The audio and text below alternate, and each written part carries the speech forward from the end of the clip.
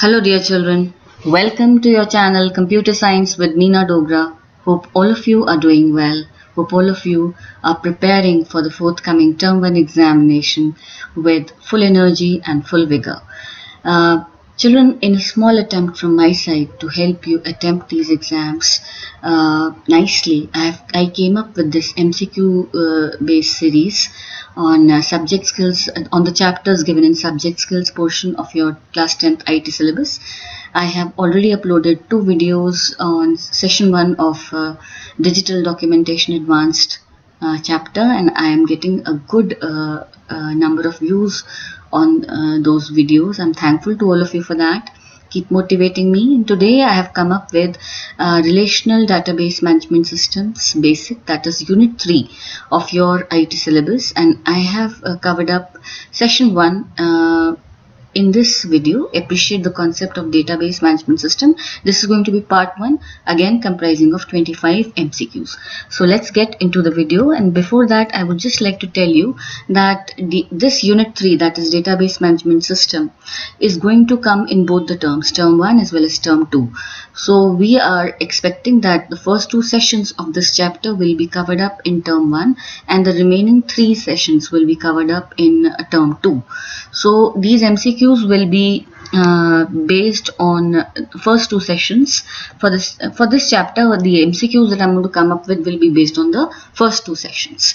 Okay, the link for the study material and the link for this term-wise syllabus I will provide in description, and I would also request all of you to watch the videos that I uploaded for session 1 in 3 parts before attempting these MCQs, because as you all know, MCQs के लिए आपको thorough study करनी होगी बेटा. So on your screens I am ready with part 1 of the MCQ based questions of this session. Appreciate the concept of database management system. Part 2 jaldi aayega beta. Let's begin, and it's a very easy chapter, and I'll just tell you that for this I have covered the first 3 pages of your study material for this chapter. That's page number 108, page number 109 and page number 110. These are the pages that I have covered. Page number 108, page number 109 and page number 110. These are the pages that I have covered for explaining this chapter. मतलब ये जो MCQs हैं इन pages पर based हैं. सो आप देख रहे हो अगर 3 पेजेस से 25 MCQs बन रहे हैं. I have tried to cover everything possible, but still if you feel that I missed out something और you need to know something else, please let me know in the comment section. So let's begin with question number 1, which says, consider the given points 1 and 2 and select the correct option from A to D. You have to read points 1 and 2 and you have to select the correct option. Okay, now let's read. Data. Data refers to raw, unprocessed, unorganized facts. Data is, it's absolutely true. Data refers to raw, unprocessed, unorganized facts. हमारे एक example से मैं आपको बताऊंगी कि जैसे अगर हमें अपने एग्जाम्स की परसेंटेज कैलकुलेट करनी है. So marks are my raw, unprocessed, unorganised facts. And data when processed, ठीक, डेटा को जब हम प्रोसेस कर लेते हैं या ऑर्गेनाइज कर देते हैं या स्ट्रक्चर या प्रेजेंट कर देते हैं in some meaningful context so that you know it becomes useful, it is called information. So they have covered up 2 terms in this MCQ. We have covered up 2 terms in this MCQ, data and information. These are absolutely correct definitions, because data is something raw, unprocessed, and when the data is processed so that it becomes useful, it conveys some meaningful information to us, it becomes information. Fine. So only 1 is correct nahi hai, only 2 is correct nahi hai. The correct answer for this question is both 1 and 2 are correct. Okay, so let's proceed to question number 2. The database concept has evolved since the blank gaya hai yahan par, to ease the increasing difficulties in designing, building and maintaining complex information system. So we have to tell when was the database concept evolved. Children, it was evolved in your study materials also. It is mentioned it was evolved since the 1960s to ease the increasing difficulties in designing, building and maintaining complex information system. User के manual work को automate करने के लिए, better बनाने के लिए, difficulties को remove करने के लिए this concept was evolved. So the correct answer for this MCQ is part number B, which is 1960s. Okay, let's proceed to question number 3, which is again very simple. A dash is an organized collection of data. Options in database, data set, data manager, data book. So the correct answer for this is database, a well organized collection of data. And you may even be asked that suppose data that belongs to, हम कह सकते हैं that belongs to any organization also, ये भी आ सकता है इस तरीके से लिख के, that belongs to an organization. And the examples of organizations can be school, bank, college, university, airways, railways, ठीक है, shops. All these can be examples, like when people working in different areas or different organizations, they maintain their data in a well organized manner, that becomes their database. Fine. So the answer is option A, which is database. Question number 4. A dash is a software package with computer programs. So software package with computer programs that controls the creation, maintenance and use of a database. Fine. So एक ऐसा software package जो आपका database को create करने में, उसको up to date रखने में, मेंटेन करने में और उसको यूज करने में हेल्प करता है. That is, let's read the options. Data management system नहीं है, डेटा मेंटेनेंस सिस्टम नहीं है, database management system is the correct answer. इसको हम जो बोलते हैं वो DBMS भी बोलते हैं. सो आपको ऑप्शन में DBMS भी आ सकता था. डेटाबेस मेंटेनेंस सिस्टम ये ऑप्शन नहीं है. सो the correct option is option number C, which is database management system. मैं यहाँ पर शॉर्ट में लिख देती हूँ DBMS, और आपको तो ऑप्शन में वही देना है जो गिवन है, डेटाबेस मैनेजमेंट सिस्टम. इसकी फुल फॉर्म गई है. सो जो डेटाबेस को मैनेज करने में हमारी हेल्प करता है उस सॉफ्टवेयर को हम बोलते हैं डेटाबेस मैनेजमेंट सिस्टम. पूरा वर्ड आएगा डेटाबेस, पूरा वर्ड आएगा मैनेजमेंट, मेंटेनेंस नहीं आएगा, और लास्ट में आएगा S stands for system. Fine. अब आते हैं क्वेश्चन नंबर 5 पर. Saumya wants to store the contact details of her friends in a database. ठीक है, सौम्या को एक अपने फ्रेंड्स के डिटेल्स को, जिन भी लोगों को वो जानती है, अपने कॉन्टैक्ट डिटेल्स को डेटाबेस में स्टोर करना है. Now the amount of data she wants to store is small. So amount कैसा है डेटा का, अमाउंट ऑफ डेटा कैसा है बेटा, small, and can be stored in a single table. Obvious सी बात है, हमारे कॉन्टैक्ट की डिटेल्स हम बहुत आराम से कन्वीनियंटली एक टेबल में स्टोर कर सकते हैं. ठीक. So 2 points that you have to mention कि उसे डेटाबेस बनाना है जो कि स्मॉल साइज का है, और एक सिंगल टेबल में उसकी सारी इंफॉर्मेशन स्टोर हो सकती है अपने कॉन्टैक्ट्स की. Which type of database matches the requirements very closely children. Okay, so the correct answer for this is flat. Why? Because flat databases are single table databases that user can use to store small amount of data.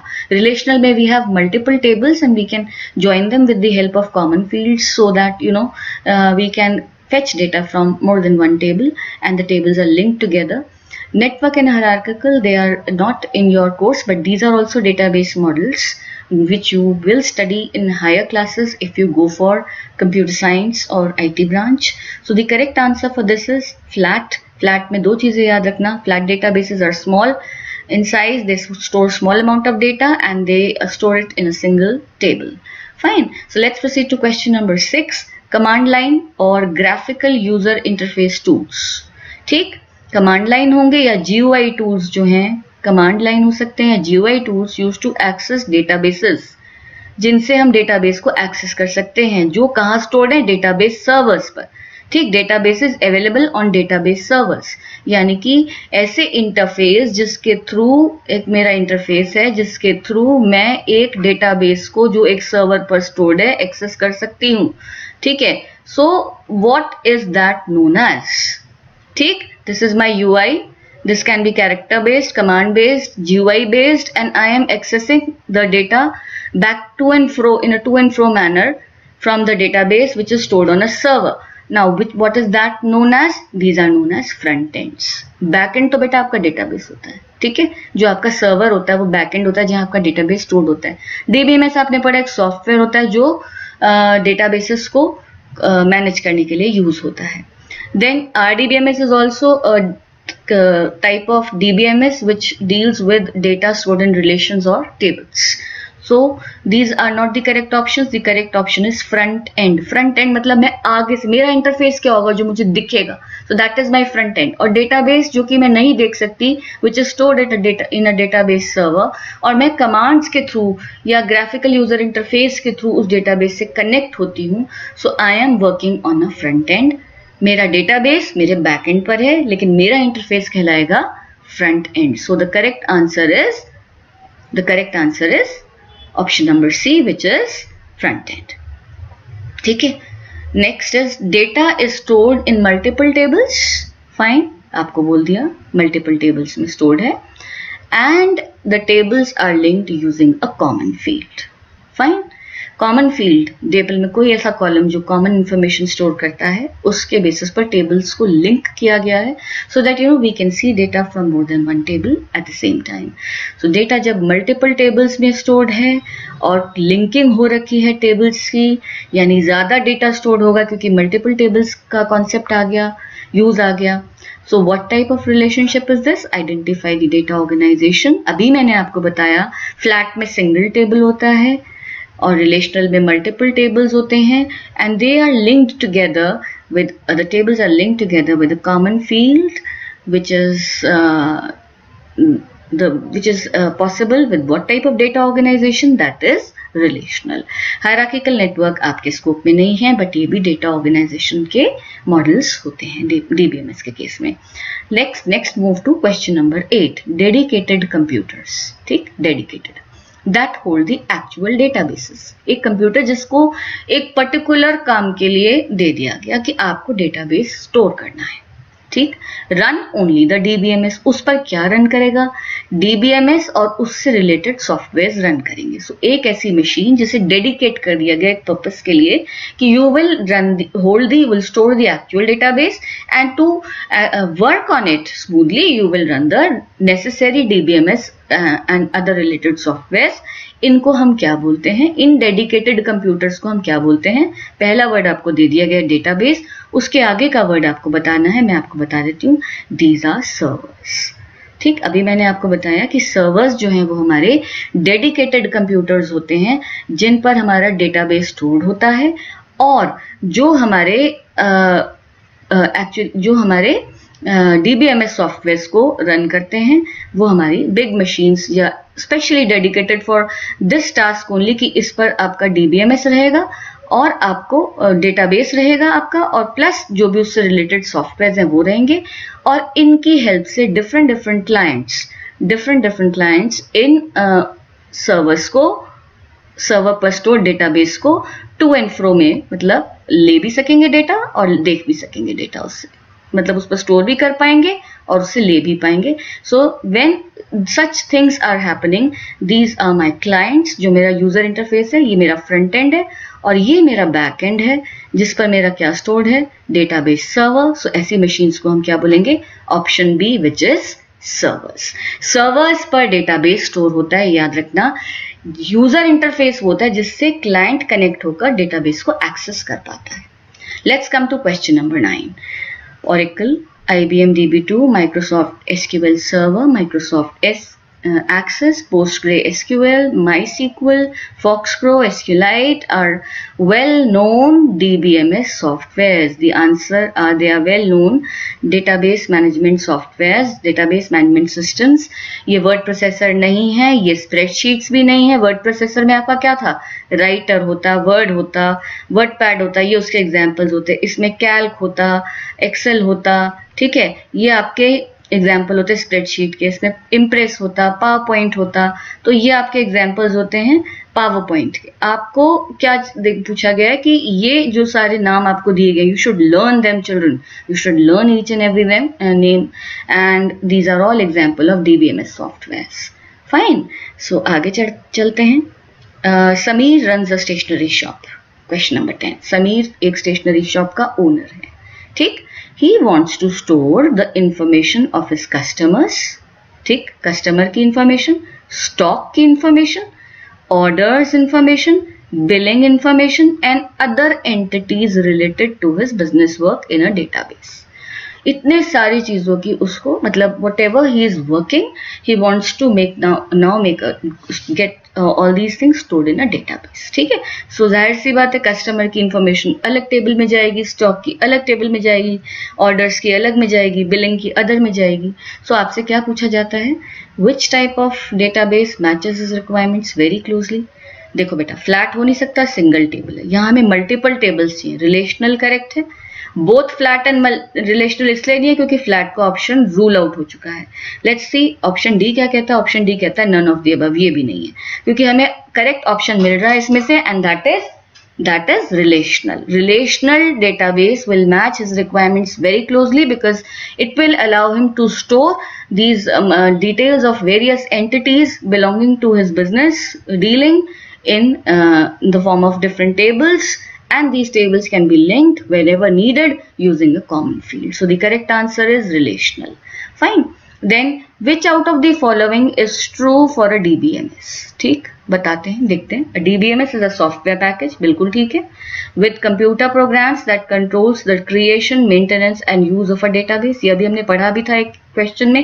This is absolutely true, ठीक, एक software है। अगर यहाँ hardware लिख के आ जाता तो आप गलत कर देते इसको, ठीक है, सॉफ्टवेयर है। DBMS allow organizations to conveniently develop databases for various applications, absolutely true।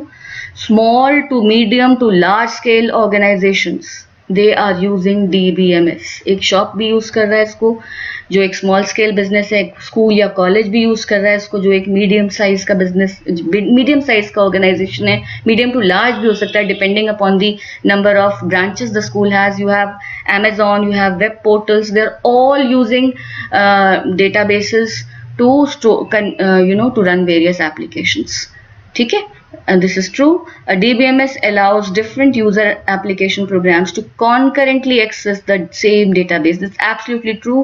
concurrently का मतलब होता है simultaneously, at the same time, at the same time। अभी आप खुद देखो कि कई लोग इस समय डिफरेंट एप्लीकेशन प्रोग्राम्स हैं हमारे, दो तरीके से इसका मीनिंग समझ में आता है।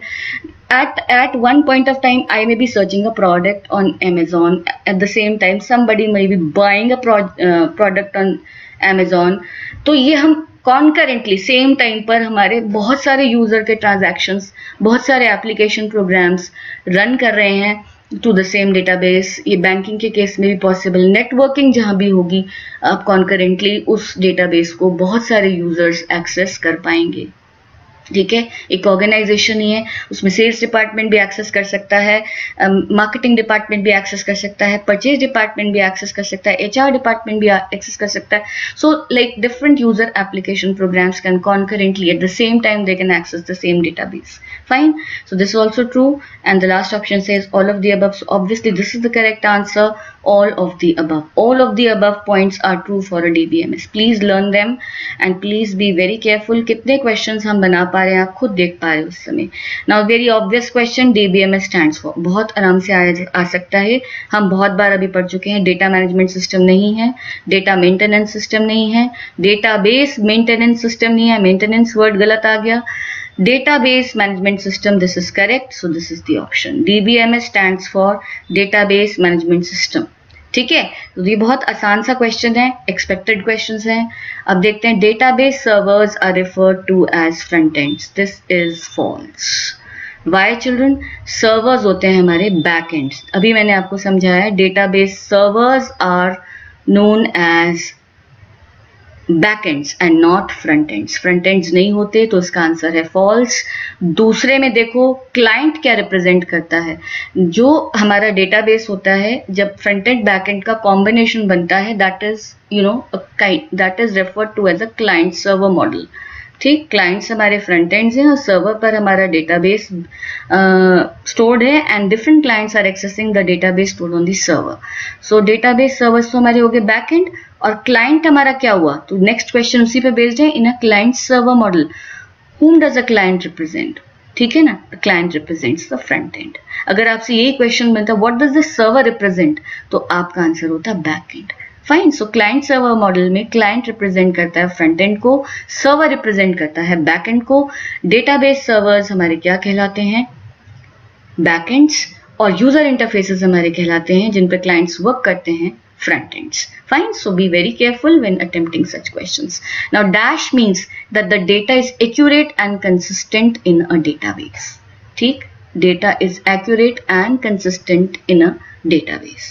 इसका आंसर मैं आपको बता देती हूँ, it is data integrity. बहुत ध्यान से सुनना बेटा, integrity वर्ड पे फोकस करना, accuracy से जुड़ता है ये. We all मस्ट डेटाबेसेस जो होते हैं DBMSs आपको चेक्स लगाने देते हैं व्हेन यू नो या वैलिडेट करने देते हैं अपने डेटा, आपके डेटा को when you are trying to store them in a database. So any attempt to send any invalid or inaccurate data into the database is trapped and it is not allowed to be stored in the database. So this is why databases को हम कहते हैं कि they implement, or their advantage is that they provide data integrity through validation of data and no inaccuracy through validation of data at the time of sending it to the database. So अगर आप invalid data डालोगे तो validation checks उसको trap कर लेंगे, उसको identify कर लेंगे और आपको डेटा स्टोर नहीं करने देंगे. सो एक्यूरेसी जहां भी आ जाएगी डेटाबेसेस में, that is integrity. That advantage is integrity. Consistency नहीं है, सिक्योरिटी नहीं है, रिडंडेंसी नहीं है, इसका आंसर इंटीग्रिटी है. पार्ट 1 वीडियो में आप देख लीजिएगा, मैंने इसको बहुत डिटेल में एक्सप्लेन किया है बेटा. ठीक, accuracy and consistency is obtained through data integrity. Accurate data database में जाए, इसलिए ये कौन सी एडवांटेज है? Data integrity. Data dash means that multiple copies of the same data do not match. एक ही डेटा की मल्टीपल कॉपीज हैं. कॉपी 1, सपोज एक डेटा की हमने 4 कॉपीज बनाई. ठीक, ये प्रॉब्लम आई, आगे क्वेश्चन आएगा इसके बाद. ये प्रॉब्लम कहलाई सेम डेटा की जब हमने मल्टीपल कॉपीज मेंटेन करी. This is known as redundancy. ठीक, इसे हमने बोला रिडंडेंसी. ठीक, डेटा को हमने डुप्लीकेशन हो गई, डेटा की रिपीटेशन हो गई, डुप्लीकेशन हो गई. ठीक, now what happens that suppose there is some piece of data stored over here and what happens that ideally what would you expect? The ideal thing would be that all these 4 copies should match, but if they do not match, multiple copies of the same data do not match. ये कब होगा? अगर आप data को update करने दे रहे हो. तो सपोज कॉपी 1 अपडेट होगी. ठीक, कॉपी 1 अपडेट होगी तो डेटा इसका चेंज हो गया, लेकिन कॉपी 2 तक ये अपडेट्स नहीं पहुंची. सो कॉपी 2 और 3, 4 में डेटा कैसा रहा? हमारा ओल्ड डेटा. ठीक, और यहां पर हमारा डेटा कैसा हो गया? Updated data, new data. तो ये कॉपीज क्या हो गई?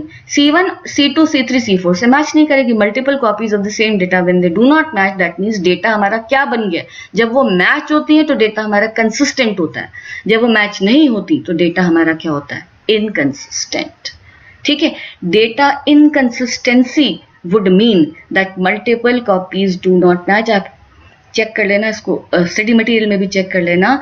यहां पर I will just show it to you. Just wait I'll just show it to you where it is given in your study material, and वहां पे मैं करेक्शन आपको कराऊंगी. देखो, डेटा कंसिस्टेंसी यहां लिखा है कि आपका data consistency means that there should be multiple mismatching copies of the same data. इसको ठीक कर लेना बेटा. It should be data inconsistency. अगर कॉपीज मैच नहीं हो रही तो इनकंसिस्टेंट है, कंसिस्टेंट नहीं है. कंसिस्टेंसी कब होगी? जब कॉपीज मैच करेंगी. ओके, सो उसको आप करेक्ट कर लेना बाय, और इसका आंसर है इनकंसिस्टेंसी. अब अगर हम डुप्लीकेसी कंट्रोल कर लें, सिंगल कॉपी रखें, ठीक, तो क्या होगा? रिडंडेंसी रिमूव होगी. एक ही कॉपी होगी तो एक ही जगह चेंजेस होंगे. That will always be up to date. ठीक है, या हम इस तरीके का कोई चेक लगा कि अगर हम मल्टीपल कॉपीज रखते भी हैं, so changes at one place will be automatically propagated to the places where that same piece of data is present. So अगर हम रिडंडेंसी कभी कंट्रोल हो भी पाती है, कभी नहीं हो पाती. ठीक है ना, कंट्रोल लेकिन अगर हो जाती है तो हमारी इनकंसिस्टेंसी की प्रॉब्लम ऑटोमेटिकली सॉल्व हो जाती है, बिकॉज एक ही कॉपी होगी और चेंजेस एक ही जगह होंगे. So that will always be up to date. So next question says data consistency in database can be achieved by controlling what?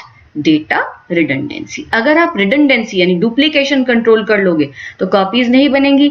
Single copy में एक ही जगह चेंजेस होंगे. डेटा ऑटोमेटिकली क्या हो जाएगा बेटा? कंसिस्टेंट. फाइन। तो ये ध्यान से समझना। इंटीग्रिटी मैंने आपको बताया कि एक्यूरेट डेटा जाएगा, कंसिस्टेंसी मैंने आपको बताया कि मल्टीपल कॉपीज मैच होंगी, रिडंडेंसी मैंने आपको बताया कि डुप्लीकेशन ऑफ डेटा होता है, and what we have to do, we have to ensure कि डुप्लीकेशन ना हो। डुप्लीकेशन कंट्रोल होते ही कंसिस्टेंसी की प्रॉब्लम और इनकंसिस्टेंसी की प्रॉब्लम सॉल्व हो जाएगी। ठीक है। सो क्वेश्चन नंबर 18 क्या कहते हैं देखते हैं। Database management system can restore a database after a crash or system failure to its previous condition because it automatically takes a backup of data periodically. Absolutely true है। Database की एक advantage है backup and recovery. Databases थोड़े थोड़े time बाद, periodic intervals के बाद अपने डेटा को बैकअप लेते हैं, यानी उसका एक सेकेंड कॉपी बना ली जाती है किसी और डिवाइस पर।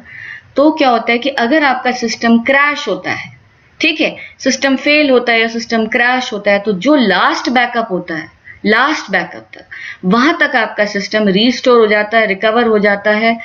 तो ये क्या डीबीएमएस फैसिलिटी प्रोवाइड करता है? बिल्कुल करता है। डेटाबेसेस पीरियोडिक टाइम पीरियड मतलब पीरियोडिकली बैकअप्स लेते हैं so that in the event of system failure or system crash recovery can be smoothly carried out up to the last backup. So this statement is absolutely true. Important है, याद रखना बेटा। Identify the advantage. Question number 19. Identify the advantage of DBMS after reading the statement. ठीक, आपको एक advantage बता दी गई है, आपको ये बताना है कि उसकी हेडिंग क्या है, which category of which type of advantage is it going to be? So only authorized users should be allowed to access the database and their identity should be authenticated using a username and password. Fine. हम ऐसे ही करते हैं, हम किसी भी site पर, किसी social networking site पर अपना अकाउंट बनाते हैं। We get a username and we get a password.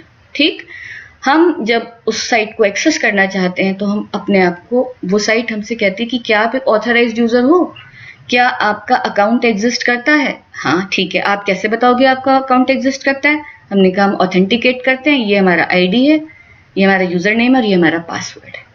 हर जगह आप बैंकिंग में देखो, आप आईडी पासवर्ड लगाते हो, ठीक है। ट्रांजैक्शन करते टाइम आप अपने इवन कोई गूगल पे अकाउंट यूज कर रहे हो, आप अपने आप को वैलिडेट करते हो कि yes I am the one whose आप अपना पिन डालते हो, ठीक है। सिमिलरली डेटाबेसेस में भी होता है कि आप वैलिड यूजर हो तभी आप एक्सेस कर पाओगे, आप ऑथराइज्ड हो तभी आप एक्सेस कर पाओगे, ठीक। और ऑथराइजेशन में दो चीजें आती हैं, अपने पहचान बताइए, अपने आप को ऑथेंटिकेट कीजिए। ऑथेंटिकेट कैसे करेंगे कि अपनी आइडेंटिटी बताइए क्या है आपका यूजर नेम, और वो वैलिड है क्योंकि आप करेक्ट पासवर्ड भी बता रहे हैं।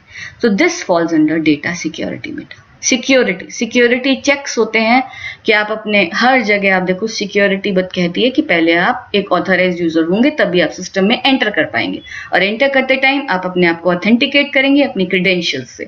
सो this is data security. Recovery नहीं है इसका आंसर, शेयरिंग भी नहीं है, प्राइवेसी भी नहीं है। प्राइवेसी क्यों नहीं है मैं आपको आगे बताती हूँ। प्राइवेसी और security two closely related concepts हैं, ठीक। सो अब प्राइवेसी क्या कहती है, देखो ये अगले वाले का आंसर मैं पहले फिलअप कर देती हूँ, इसका आंसर प्राइवेसी ही है। तो आपको डिफरेंस पता होना चाहिए प्राइवेसी और सिक्योरिटी में। सिक्योरिटी आपने ऑथेंटिकेट किया, आप सिस्टम में एंटर हो गए अपना आईडी पासवर्ड लेके, आप एक ऑथराइज्ड यूजर हो, एंटर होके आप क्या कर पाते हो सिस्टम में, how many rights do you have, ठीक है। आपको टेबल को रीड करने का राइट दिया गया, आप सिर्फ सिलेक्ट कमांड चला सकते हो, आप उसको क्रिएट भी कर सकते हो, एडिट भी कर सकते हो, अपडेट कर सकते हो, डिलीट कर सकते हो। आपको क्या क्या राइट्स दिए गए हैं डेटाबेस के अंदर? Are you able to see only the records in the table, or are you able to insert new records or edit the existing records or remove the obsolete records? What all privileges do you get when you enter the database after correctly authenticating yourself?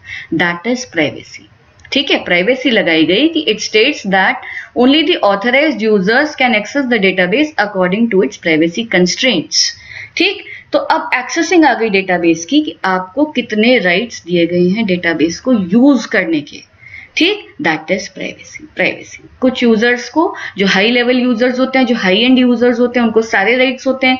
जो बिल्कुल लो and users होते हैं या medium level पर होते हैं, उनको कुछ हद तक कम राइट्स दिए जाते हैं, ठीक है। So this is privacy. Security is you are gaining entry into the system by authenticating yourself as an authorised user. Privacy is when you have entered how much portion of the database you can access and under what constraints, कितने आपको rights दिए गए हैं, privileges दी गई हैं उस data को access करने के लिए।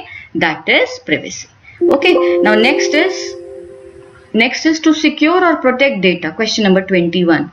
Levels are set in a database and user can only view the data which is allowed to be seen. Absolutely, पिछले वाले क्वेश्चन से रिलेट करो. This is absolutely true. Protect करना है डेटा को, लेवल्स दे दिए गए, ठीक है ना, राइट लेवल्स, एक्सेस लेवल्स दे दिए गए प्राइवेसी के लिए. जैसे आप देखते हो कि आप सोशल नेटवर्किंग साइट्स पर भी अगर अपनी इंफॉर्मेशन को पब्लिकली शेयर करते हो, it goes to everyone. Friends के साथ शेयर करते हो, it goes only to a limited set of friends. आप उसको प्राइवेट रखते हो, then only you are able to see it. So कितना राइट आप यूजर को दे रहे हो, कितने पोर्शन को देख सकता है, ठीक है, उस अकॉर्डिंग लेवल सेट करे जाते हैं. Database administrators DBS level set करते हैं डेटाबेस में कि हर यूजर को कितना पोर्शन देखना है दिस का, किस राइट में, किस प्रिविलेज के सेट में देखना है, वो डेटाबेस में सिक्योरिटी और प्रोटेक्शन के लिए करा जाता है. This is absolutely true. ठीक, लेवल सेट होते हैं.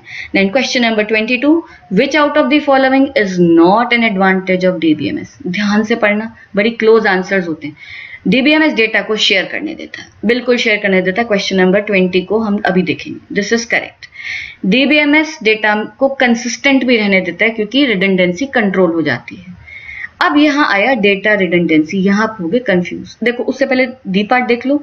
डेटा सिक्योरिटी भी डीबीएमएस देता है, ठीक है ना. सो ये भी ठीक है, ये भी ठीक है, ये भी ठीक है. अब कौन सी एडवांटेज नहीं, डेटा रिडंडेंसी. देखो रिडंडेंसी नहीं लाने देता. या तो डेटा से पहले लिखा होता रिड्यूस्ड, या तो लिखा होता रिड्यूस डेटा रिडंडेंसी, तो ये एडवांटेज होती, या लिखा होता नॉन रिडंडेंसी, तो ये एडवांटेज होती. ना ही रिड्यूस्ड वर्ड लिखा है, ना ही नॉन रिडंडेंट लिखा है. दैट मीन्स सिर्फ लिखा है रिडंडेंसी, और रिडंडेंसी उसका एडवांटेज नहीं है क्योंकि डेटाबेसेस रिडंडेंसी को कंट्रोल करते हैं. ठीक, सो इसका करेक्ट ऑप्शन है सी. शेयरिंग होने देते हैं डेटाबेस, ये उसका एडवांटेज है. कंसिस्टेंसी भी लाता है, उसका एडवांटेज है. सिक्योर भी करता है, ऑथराइजेशन कराता है यूजर की, ऑथराइज्ड यूजर्स को एक्सेस करने देता है. So this is also an advantage. So which is not an advantage, data redundancy is not an advantage. ठीक है. Now question number 23. DBMS allows it's on site and remote users. On site मतलब जो उसी organisation की site पर काम करें या उस ऑर्गेनाइजेशन के होने के बावजूद रिमोट लोकेशन से उसको एक्सेस कर रहे हैं. ठीक, टू शेयर और access the data stored in the database as per the authorization levels or rights set for them. Absolutely true. Database में जितना भी डेटा है यूजर को राइट्स के अकॉर्डिंग, चाहे वो सेम लोकेशन पर है जहां डेटाबेस है या वो एक रिमोट लोकेशन पर है, डेटा उसको एक्सेस किया करने देता है DBMS as per the authorisation levels set for that user. Next is बेटा एक मिनट अभी हम थे क्वेश्चन नंबर 24 पर. अब चलते हैं क्वेश्चन नंबर 24 पर. विच out of the following is not an advantage of DBMS. फिर से ऐसा क्वेश्चन आता है. देखो शेयरिंग एडवांटेज है, इनकंसिस्टेंसी एडवांटेज थी. कंसिस्टेंसी एडवांटेज आपने देखा क्वेश्चन नंबर 22 में कंसिस्टेंसी एडवांटेज थी, और अब मैंने सी पार्ट को चेंज करके कर दिया रिड्यूस डेटा रिडंडेंसी. ये एक एडवांटेज है, डेटा रिडंडेंसी कंट्रोल होती है. प्राइवेसी भी देता है, प्राइवेसी होती है डेटा की. आप एक्सेस राइट्स के अकॉर्डिंग कितने पोर्शन को किस तरह से एक्सेस कर सकते हो डिटरमिन किया जाता है. So what is the right answer for this. Inconsistency of data is not an advantage of DBMS, क्योंकि डीबीएमएस के एडवांटेज में क्या आता है, consistency of data. Multiple copies of the same data match. When multiple copies of the same data do not match, वो inconsistency है, वो उसकी एडवांटेज कैसे हो सकती है. ठीक है. So multiple copies, last question पर आ गए हम बच्चों. Multiple copies of same file और डेटा इन अ डेटाबेस, इतनी देर से हम पढ़ते आ रहे हैं, इसको हम क्या बोलेंगे बच्चे, रिडंडेंसी. Data duplication. रिडंडेंसी का मीनिंग पूछेगा अगर आपसे कोई एमसीक्यू में, तो आप क्या लिखोगे, डुप्लीकेशन वर्ड ढूंढना, डेटा डुप्लीकेशन.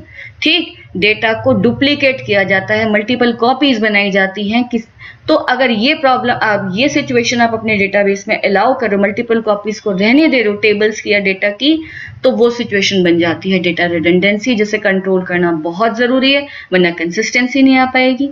ठीक है. इंटीग्रिटी इसका आंसर नहीं है, प्राइवेसी इसका आंसर नहीं है, इसका करेक्ट आंसर है रिडंडेंसी.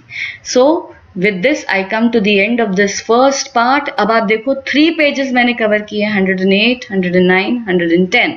ठीक, और आपको कितने सारे एमसीक्यूज इसमें मिल गए. कितने सारे MCQs आपको इसमें मिल गए। सो अब आपको मैं कहती हूँ कि इन MCQs को जल्दी करना, और रिमेनिंग पेजेस के साथ मैं बहुत जल्दी आपसे फिर मिलूंगी, उनके पार्ट 2 लेकर आऊंगी।